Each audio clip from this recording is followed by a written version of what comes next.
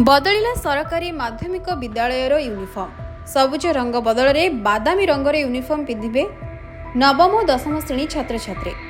मुख्यमंत्री छात्र छात्री परिधान योजना अधीन में सरकारी और सरकारी अनुदान प्राप्त विद्यालय गुड़िक लागू होगा। माध्यमिक विद्यालयर छात्र छात्री नुआ डिजाइन और रंगर यूनिफॉर्म लागू होगा। जोठारे पुराना डिजाइन यूनिफॉर्म बंटन होइनी सेठारे यह प्रथम लागू हो पार।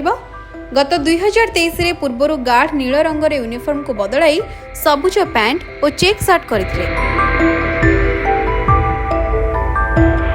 छाती लेखा जाइथिला आमे गढ़िमु नुआ ओडिशा। एबे नुआ सरकार आसिबा परे पुणी बदलिबो यूनिफॉर्म रंग।